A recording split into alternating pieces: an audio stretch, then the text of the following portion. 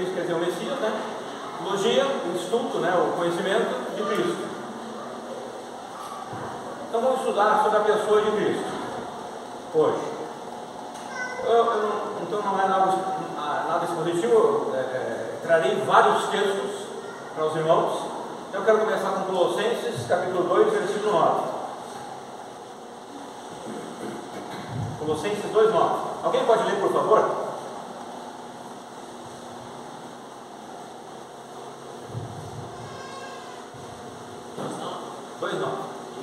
Porque nele habita corporalmente toda a plenitude da divindade.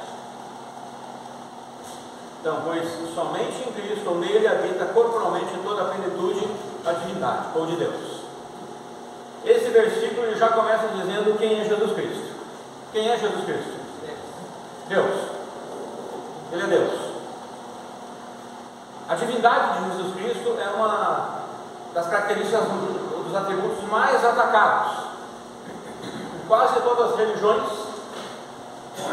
sejam anticristãs ou até religiões que se dizem cristãs, atacam a divindade de Jesus Cristo. Então algumas dizem que ele não é Deus. Alguns dizem que ele é um Deus entre vários deuses. Tem uma religião, né, uma seita que diz que Jesus e Lúcifer são deuses e irmãos, né? Tem outra que diz que Jesus ele ele nunca foi Deus, ele foi um bom homem. É comparado com a Gandhi e Allan Kardec e outros assim, né? Então a divindade de Jesus Cristo ela é muito atacada, porque se Jesus Cristo não é Deus, a nossa fé nele é vã. E se eles conseguem fazer com que Jesus Cristo não seja Deus, eles conseguem desfazer a nossa fé. Então uma das questões mais atacadas sobre a pessoa de Jesus Cristo é a sua divindade. Praticamente todas as religiões e seitas procuram ou negar, ou desprezar, ou minimizar a divindade de Jesus Cristo. Praticamente todas as religiões e seitas que existem no mundo procuram, inclusive algumas seitas dentro do cristianismo, procuram ou negar a divindade de Cristo, ou desprezá-la, ou minimizá-la. Porque se Jesus é Deus, se Jesus não é Deus, então quem foi Jesus? Porque há provas do Jesus histórico. Isso é incontestável. Pessoas que dizem que Jesus não existiu, elas não conhecem história, pessoas fora de si, né? Estão ignorantes com respeito à história. Então, o Jesus histórico existiu. Ele nasceu, ele viveu nesse mundo, ele foi bem conhecido. Então, se esse Jesus não é Deus, então quem ele foi? Ele foi uma pessoa comum que morreu na cruz por ser um revolucionário, um ativista ou qualquer outra pessoa, qualquer outra coisa. E sendo alguém comum, as demais religiões acabam exaltando os seus próprios ícones como acima de Jesus. São religiões que não podem aceitar um Deus que precisou sofrer e morrer vergonhosamente numa cruz, ainda mais no mundo que nós vivemos hoje em dia, que é um mundo bem delicado. O mundo de hoje ele está muito delicado, está bem afeminado o mundo de hoje. Então, o que acontece? Nós não podemos aceitar alguém que morreu, sofreu numa cruz vergonhosamente, que foi torturado. Isso não é nada delicado. A gente não pode aceitar alguém que o sangue dele foi derramado. É feio, isso é feio. É algo horroroso. É algo que traz para o ser humano de hoje em dia delicado, assusta. Mas a Bíblia diz que sem derramamento de sangue não há remissão de pecados. E foi necessário isso, e continua sendo necessário para esse mundo delicado, que o sangue de Cristo seja o responsável por nos dar a salvação, porque nós precisamos ser impactados pelo que Cristo passou, para que a gente perceba quão horroroso e indelicado é o nosso pecado. Então o mundo vive assim, que é como um verniz. Todo mundo é bom, todo mundo é legal, todo mundo é jóia, tem uns e outros aí que são os líderes, né? Mas no mais está todo mundo de boa. É um verniz que se passa sobre o nosso não merecimento, sobre o cheiro desagradável que o nosso pecado causa ao Senhor.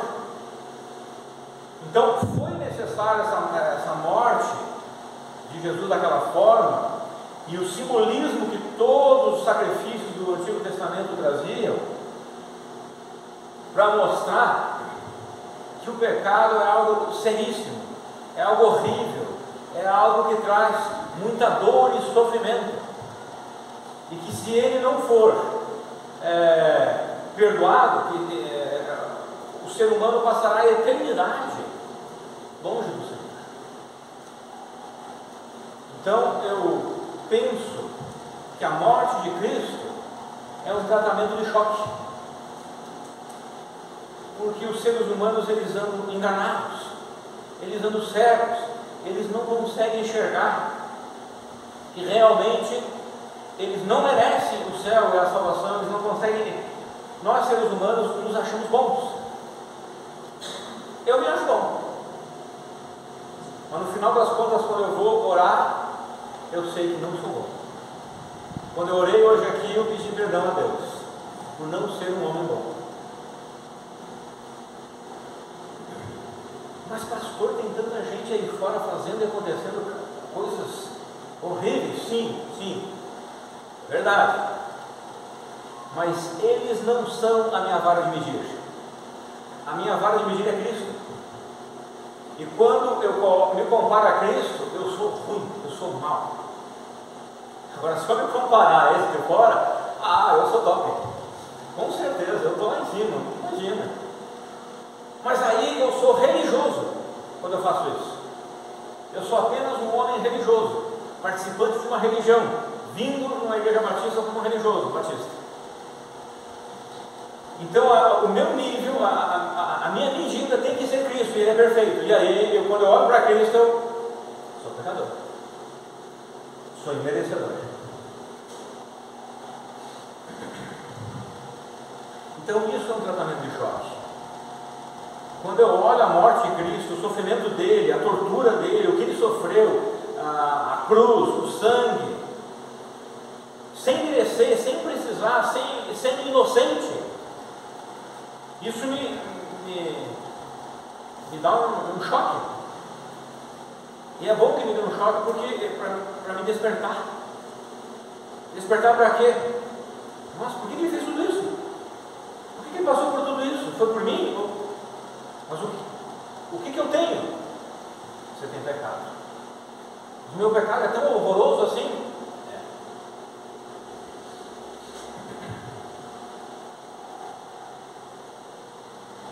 Então, são religiões que não podem aceitar um Deus que precisou sofrer e morreu vergonhosamente numa cruz.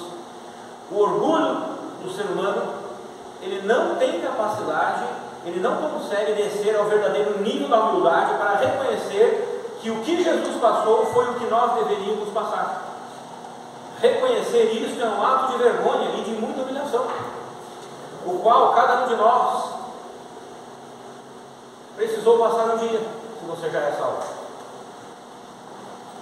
Nós somos levados a reconhecer nossa condição de pobreza e pequenez pelo Espírito Santo de Deus. Aquele dia da sua salvação, Cristo estava lá, no seu ambiente, no seu local, no seu lamaçal, te buscando, te convencendo. Porque se ele não fizesse isso, se ele não quebrasse o seu orgulho, o meu orgulho, nós não conseguiríamos nos humilhar perante ele. Somente Cristo consegue quebrar esse orgulho. Agora você pode fazer uma pergunta: por que ele não quebra todo mundo? Não sei. Aí é algo que a gente vai descobrir só na eternidade. Mas uma coisa eu sei: ele quebrou o meu orgulho.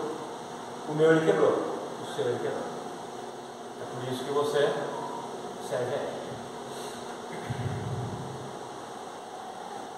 João 16,8 diz assim: quando então ele vier, convencerá o mundo do seu pecado, da justiça e do juízo. Cristo é que convence as pessoas do seu pecado, da justiça de Deus e do juízo que virá. Esse é Cristo que convence através do Espírito Santo. Tá? Porque aqui ele está falando, João está se referindo ao Espírito Santo, mas o Espírito Santo também é Deus.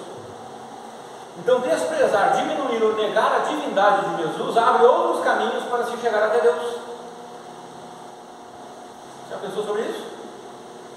Mas são caminhos concorrentes com a fé exclusiva na pessoa de Jesus Cristo e de sua obra redentora. Realmente nós precisamos nos humilhar até o pó para reconhecermos que não há nada em nós que seja digno de ser apreciado para crédito para ganhar o céu. E precisamos reconhecer que há somente um caminho e uma pessoa, Jesus Cristo. Não há outros. Não há outros caminhos. João 1, de 1 a 5 diz assim: no princípio era a palavra, o verbo, tá? E o verbo estava com Deus, e o verbo era Deus. Ele, a palavra, estava no princípio com Deus. Todas as coisas foram feitas através dele, e sem ele, nada do que existe teria sido feito. Nele estava a vida, e a vida era a luz dos homens, e a luz resplandece nas trevas, mas as trevas não a venceram. Então, palavra ou verbo se refere a Jesus Cristo, naquele texto ali. Jesus é a segunda pessoa da Trindade divina. Ele não é segundo em termos de posição, primeiro, segundo, terceiro, mas é a segunda, é Deus, nós chamamos de Deus Pai, Deus Filho e Deus Espírito Santo. É a segunda em termos do que a Bíblia coloca como a obra que ele realiza. Jesus é a segunda pessoa. Ele é o eterno Filho de Deus que recebeu um corpo e uma natureza humanos. João 14 diz assim: a palavra se fez carne e habitou entre nós. Ou o verbo se fez carne e habitou entre nós. Vimos a sua glória como glória do unigênito do Pai, cheio de graça e de verdade. Você consegue imaginar Deus, nesse caso Deus Filho, recebendo um corpo de ser humano igual ao seu e vindo habitar com os seres humanos? Eu não consigo imaginar como pode Deus receber um corpo físico.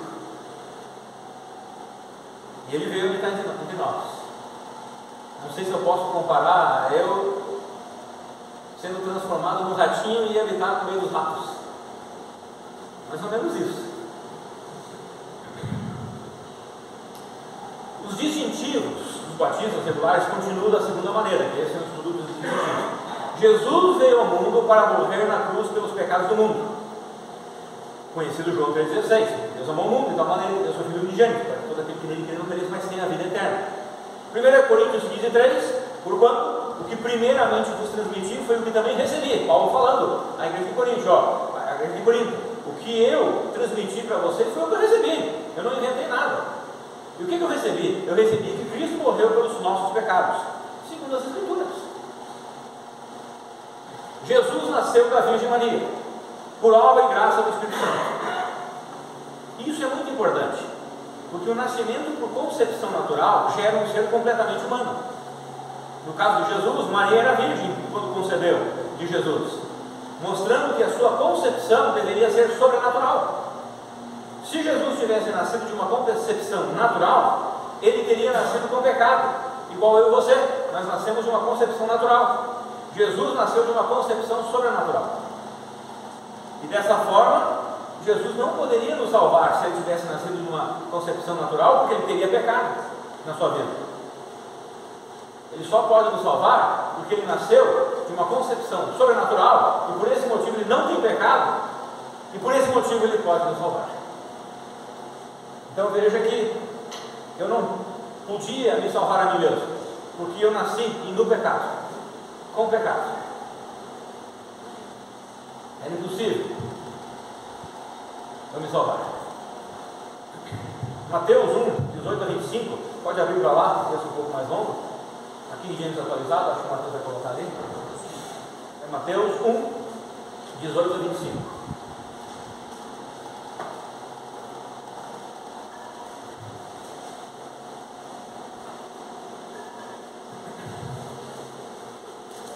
O nascimento de Jesus Cristo ocorreu da seguinte maneira: estando Maria, sua mãe, prometida em casamento a José, antes que coabitassem, antes que tivessem relações íntimas, achou-se grávida pelo Espírito Santo.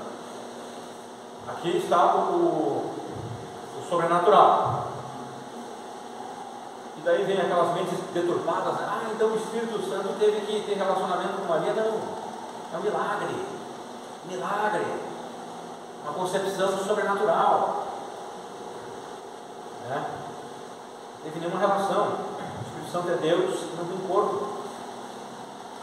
19. Então José, seu esposo, sendo um homem justo e não querendo expô-la à desonra pública, planejou deixá-la sem que ninguém soubesse a razão. Mas enquanto meditava sobre isso, eis que em sonho lhe apareceu um anjo do Senhor, dizendo: José, filho de Davi, não temas receber a Maria como sua mulher, pois o que nela está gerado é do Espírito Santo. Então o anjo veio a José e disse: não fique com medo de receber ela, porque a gravidez dela é do Espírito Santo. Ela dará à luz um filho e lhe porás o nome de Jesus, porque ele salvará o seu povo dos seus pecados. Então olha que interessante. Primeiro o anjo diz através de um sonho a José: o que tem nela é gerado do Espírito Santo, é divino. E ele vai salvar o seu povo dos seus pecados. Por que ele pôde dizer que Jesus iria salvar o povo dos pecados? Porque antes ele disse que o que estava gerado nela era do Espírito Santo, era divino. Tudo isso aconteceu para que se cumprisse o que o Senhor havia dito através do profeta: eis que a Virgem conceberá e dará à luz um filho. Se não me engano, é Isaías que diz isso, E ele chamará de Emanuel, que significa Deus conosco. Então, olha que maravilha. Essa profecia foi cumprida. Essa profecia está lá em Isaías. Muitos anos atrás foi dada essa profecia. E ela é cumprida agora. Literalmente cumprida. Isso demonstra que eu posso confiar na palavra de Deus, no que a palavra de Deus diz. Isso demonstra que a palavra de Deus ela é sobrenatural também. A palavra de Deus não é algo humano. Não foi os humanos que escreveram, sim, inspirados por Deus, pelo Espírito Santo. Deus soprando suas palavras nos escritores.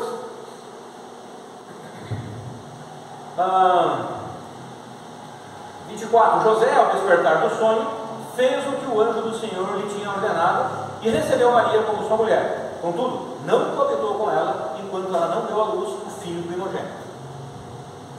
Depois que Maria teve Jesus, ela então já não. Antes de Jesus ela era virgem, depois já não. Ela teve outros filhos com José, Tiago e outros filhos. E José colocou o nome de Jesus. Sendo assim, Jesus então passou a ter duas naturezas distintas: a divina e a humana. Porque ele foi concebido em uma mulher humana, mas pelo Espírito Santo. Então ele passou a ter duas naturezas: a divina e a humana. Os distintivos continuam da seguinte maneira: na sua pessoa, Jesus é verdadeiro Deus e verdadeiro homem. Colossenses 2,9, nós lemos. Sua missão nesse mundo foi revelar o Pai. João 18. Jesus revelou quem é Deus, Pai, e consumar a redenção dos seres humanos, daqueles que creem nele, pelo menos, Porque a salvação não é universalista. Ou seja, todos serão salvos. Não, ela é para todos. crê em Jesus, na sua pessoa, em quem Ele é. Deus fez, através do seu sacrifício santo e substitutivo. Sacrifício santo, porque Ele foi santo, sem pecado, e substituiu o nosso lugar. Nós deveríamos pagar a pena, Ele nos substituiu. 2 Coríntios 5:21 diz assim, Deus fez daquele que não tinha pecado alguma oferta por todos os nossos pecados, a fim de que nele nos tornássemos justiça de Deus, em Cristo. A nossa justiça é Cristo. Após sua morte, Ele ressuscitou, subiu ao céu, Atos 9, foi exaltado à direita de Deus, Hebreus 2:2. Ele é o único mediador entre Deus e o homem, 1 Timóteo 2:5-6, e somente através dele o ser humano pode ter acesso a Deus, João 14:6 e Atos 4:11-12. Hoje, Cristo intercede pelos santos. Ele intercede. Quem são esses santos aqui? Os santos, a palavra santo lá no grego quer dizer alguém que foi separado, tirado do mundo para viver para Deus. Então, os santos aqui são os filhos de Deus, aqueles que creem nele. Então, Jesus, Ele intercede por mim e por você. E a Bíblia mostra que o Espírito Santo, ele intercede com gemidos inexprimíveis, por mim e por você. Hebreus 4:14-16 fala isso. E também, Cristo é o cabeça da igreja, Efésios 4:14-15. Então, os distintivos do batismo regulares trazem isso. Eu quero apenas agora me ater um pouco nessa questão de Cristo sendo cabeça da igreja. Então vamos ver Efésios 4:14-16 na NVI.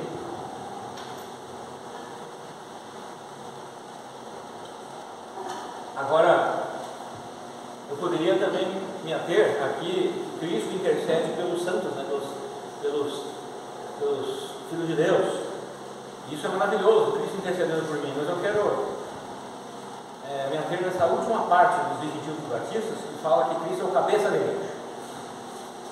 Então diz assim o texto: o propósito é que não sejamos mais como crianças, levados de um lado para o outro pelas ondas, nem jogados para cá e para lá, por todo o vento de doutrina e pela astúcia e esperteza de homens que induzem ao erro.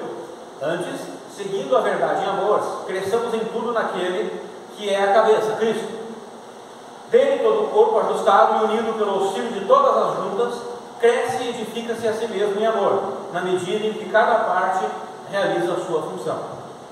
Então aqui o texto está falando que Cristo é o cabeça do corpo. Que corpo? A igreja. Sendo Cristo o cabeça da igreja, surge uma pergunta: qual é o ministério atual de Cristo? E um deles nós já vimos. Ele faz o quê? Por mim e por você? Intercede. É um dos ministérios dele. Então, conforme o texto, Cristo também é o edificador de sua igreja. O versículo 16 diz que todo o corpo é dele, e nele todo o corpo deve ser ajustado e unido, quando cada um desse corpo age em auxílio mútuo e no amor de Cristo. Ou seja, esse crescimento e essa edificação acontecem por causa do auxílio e do trabalho de cada um no amor de Cristo. Nós dependemos de Cristo, nós somos dependentes dele. Dessa forma, Cristo, como edificador da igreja, Ele é quem dá a formação ao corpo. Atos 2:47 diz assim: louvando a Deus e tendo a simpatia de todo o povo, e o Senhor lhes acrescentava diariamente os que iam sendo salvos. Nós podemos fazer missões, e devemos evangelizar, e nós devemos fazer discípulos, proclamar o Evangelho, mas quem acrescenta é Cristo, a igreja. Cristo é quem está produzindo o crescimento de sua igreja. Também Cristo, Ele trabalha dando direção à sua igreja. Efésios 5:23-24 diz o seguinte: porque o marido é o cabeça da esposa, assim como Cristo é o cabeça da igreja, que é o seu corpo, do qual Ele é o Salvador. Assim como a igreja está sujeita a Cristo, de igual modo as esposas estejam tudo sujeitas aos seus próprios maridos. Eu quero usar esse texto falando que se Cristo, esse texto está falando se a igreja ela está sujeita a Cristo. Cristo sendo cabeça, é Ele que vai orientar, é Ele que vai dar orientação, direção para o corpo. A igreja, sendo sujeita a Cristo, mostra ela sendo orientada por Ele. Cristo governa e direciona todo o seu corpo conforme sua santa vontade. E Ele usa a palavra de Deus para direcioná-la na vontade de Deus. Também Cristo tem o ministério de nutrir o seu corpo. Efésios 5, 29 a 30. Pois ninguém jamais odiou o próprio corpo, antes o alimenta e dele cuida. Assim como Cristo zela pela igreja, pois somos membros do seu corpo. Então cada um de nós faz isso, né? A gente alimenta o nosso corpo. E bem, ele está dizendo, olha, como ninguém odeia o seu corpo, mas cada um alimenta e dele cuida, também com Cristo é assim, ele faz assim com a sua igreja. Ele cuida da sua igreja e alimenta a sua igreja. Então Jesus Cristo, ele é a fonte de nutrição do seu corpo. E Ele também purifica a sua igreja, produzindo santificação na vida dos crentes.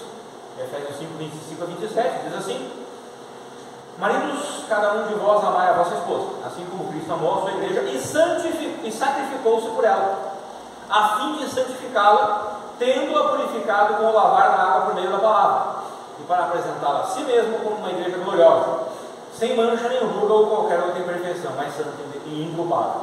Isso Ele vai apresentar um dia. A igreja é santa e inculpável. Então Cristo, Ele está permanentemente trabalhando em nossas vidas para nos purificar. Purificar as nossas vidas. Então a igreja também necessita de dons espirituais para a sua edificação e maturidade. Dons é diferente de talento. Talento, uma pessoa pode nascer com aquele talento, ela pode desenvolver o talento. Tá? E o talento pode ser usado para a igreja, pode ser usado como profissão. Dom não. Dom, ele é dom espiritual. Então ele serve somente para a edificação na igreja, da igreja. Por exemplo, evangelização. Não é um dom que você não usa para ajudar a empresa a crescer lá. É para a igreja, é só para a igreja. Então os dons espirituais é para a igreja. É para edificar o corpo de Cristo. E Jesus Cristo é a fonte dos dons. Efésios 4,8 diz assim: por isso é que foi declarado, quando ele subia em triunfo às alturas, levou cativo muitos prisioneiros e distribuiu dons aos homens. E Efésios 4, 11 a 13, assim ele designou alguns para apóstolos, outros para profetas, outros para evangelistas, outros para pastores e mestres. Hoje não temos mais apóstolos, sabe?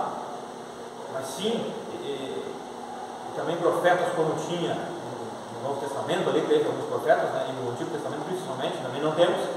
Mas temos evangelistas e pastores e mestres. Eu entendo pastores e mestres como a mesma uma unidade, sabe? A mesma pessoa.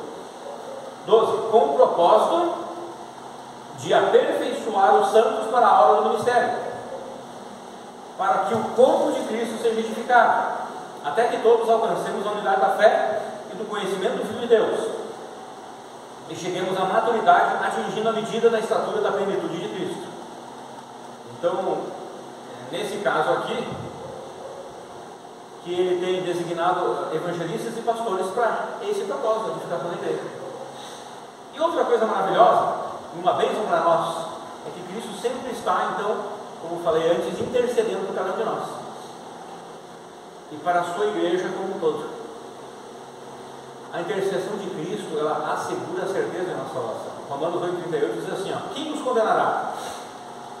Foi Cristo Jesus que morreu. Você já pensou? Olha a resposta. Quem vai condenar você? Foi Cristo Jesus que morreu. Ou seja, não foi qualquer um que morreu por vocês, foi Cristo Jesus. Foi o sem pecado, foi o santo, foi aquele que veio para isso. É interessante, né, quando Paulo escreve isso: quem vai condenar vocês? Ninguém, porque quem morreu por vocês foi Cristo, não foi qualquer um aí, não. Qualquer ser humano, foi o Senhor Jesus Cristo que morreu por vocês, então ninguém pode condenar vocês.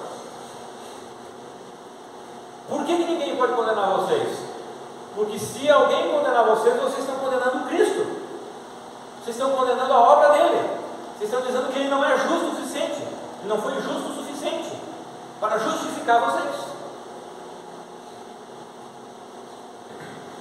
E mais, ele ressuscitou dentre os mortos e está à direita de Deus. E também intercede a vosso favor. Hebreus 7,25, concluindo: Ele é poderoso para salvar definitivamente aqueles que, por intermédio dele, achegam-se a Deus, pois vive sempre para interceder por eles. Desde o dia da sua salvação até hoje, e vai continuar ele intercedendo por você e por mim. Vai continuar fazendo isso. Não importa onde você esteja, o que você esteja fazendo, ele vai interceder. Também algo muito importante é que a intercessão de Cristo nos restaura a comunhão com o Pai, quando essa comunhão é quebrada através do pecado. 1 João 2,1 diz assim: meus filhinhos, escrevo essas coisas para que vocês não pequem. Mas se alguém pecar, temos um intercessor, um advogado, junto ao Pai, Jesus Cristo, o justo. É o nosso intercessor, é o nosso advogado. A palavra advogado, ou intercessor, no original significa um advogado de defesa ou um conselho para a defesa. É isso que ele faz perante a Deus. Outra coisa que nosso Senhor está fazendo é preparando uma habitação celestial para nós. João 14, 1-3 diz assim: não permitais que o vosso coração se preocupe. Credes em Deus, credes também em mim. Na casa de meu Pai há muitos aposentos. Se não fosse assim, eu teria dito a vós. Portanto, vou para preparar-vos lugar. E quando eu me for e vos tiver preparado um lugar, virei de novo e vos levarei para mim, a fim de que onde eu estiver sejais vós também. Olha, isso está para acontecer. Ele já foi preparar o lugar para nós. Mas será que ele foi mesmo? Será que ele preparou mesmo um lugarzinho para mim lá? Eu não acabei de ler antes de uma profecia que foi cumprida há muitos anos atrás, que foi cumprida no nascimento de Jesus? Existem milhares de profecias que já foram cumpridas. Porque a Bíblia ela foi escrita ali num período de muitos anos, assim, de diferentes escritores, de lugares diferentes, que muitos nem se conheciam, de épocas diferentes. Então algumas profecias foram dadas numa época e foram cumpridas lá depois, bem adiante. Então eu creio nisso também, que está aqui, porque o resto foi cumprido. Nesse mundo, nós podemos ficar preocupados com o futuro, o dia de amanhã. Não deveríamos, mas a gente fica. Mas podemos ter certeza de que no mundo vindouro haverá um lugar preparado pelo Senhor para cada um de nós. Nesse mundo as nossas coisas podem ser tiradas de nós. Não é verdade? Mas na eternidade nos é garantido um lugar que não pode ser tirado. Mateus 6, 19-20: não acumuleis para vós outros tesouros na terra, onde a traça e a ferrugem destrói. Ele não está falando que você não pode ter tesouros, tá? Ele está falando isso nesse versículo. Ele está falando: não acumuleis, onde a traça e a ferrugem destrói e os ladrões arrombam para roubar.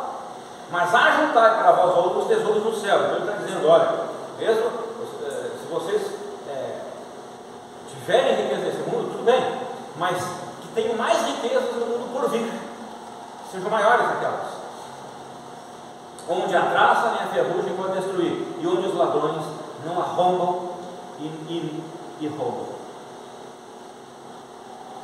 Então, todo o teu esforço, todas as tuas energias, toda a tua saúde, aonde você tem investido mais?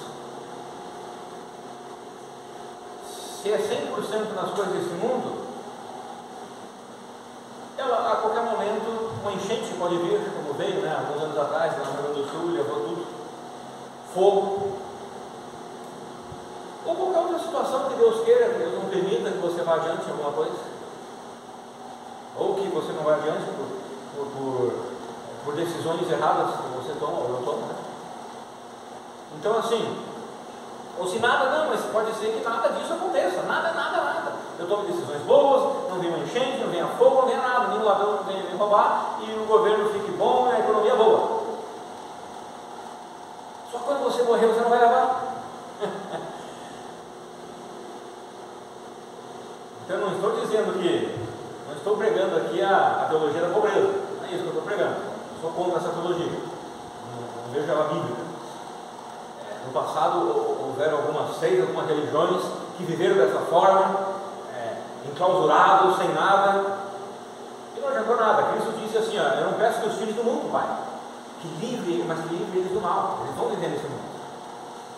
Então, seja feliz naquilo que você tem, aquilo que você tem conquistado, que Deus tem lhe abençoado. Mas junte mais riquezas, maiores riquezas, para o futuro, para quando você chegar lá na eternidade, lá no céu. Então beleza, eu vou juntar bastante coisa quando eu chegar lá a desfrutar. Não, para você entregar tudo aos pés de Cristo, porque Ele é merecedor de tudo que Ele fez por você. Porque Ele não vai te deixar na mão em nada. Nunca, nem aqui nem lá. E por Cristo restaurará, e porque Cristo restaurará todas as coisas, Ele vai deixar tudo perfeito.